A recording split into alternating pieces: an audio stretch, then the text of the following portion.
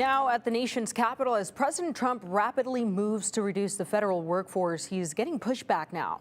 The new administration facing a lawsuit on the bid to shutter an agency. But lost around with FBI agents who worked on January 6th. NBC's Ken Dillinan has details from the Justice Department.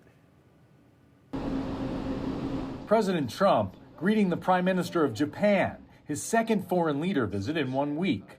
This as his shock and awe campaign to shrink the federal government comes under a barrage of legal fire. Elon is doing a great job. He's finding tremendous fraud and corruption and waste. Today, a federal employees union is asking a judge for a temporary restraining order to stop the Trump administration's efforts to shut down the U.S. Agency for International Development. The union claims the Trump move violates the Constitution and would have devastating financial and national security consequences. The union is looking for an immediate decision. Otherwise, tonight, nearly all employees at USAID will go on administrative leave, with only 600 plus remaining. Secretary of State Rubio, now overseeing the foreign aid agency, says the administration is trying to put an end to wasteful spending. We're not trying to be disruptive to people's personal lives. We're not being punitive here.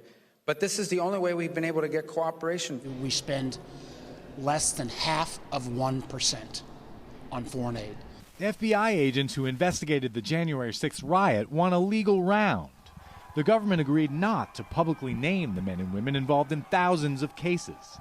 The Justice Department had said it had no plans to release the names to the public.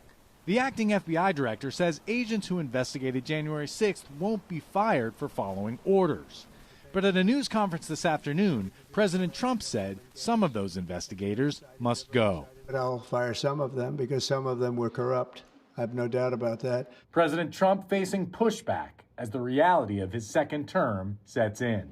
The Office of Personnel Management is asking agency heads for information about low-performing employees, and the office says it's creating new performance metrics to evaluate federal employees in ways that align with President Trump's priorities. In Washington, Ken Dillinan, NBC News.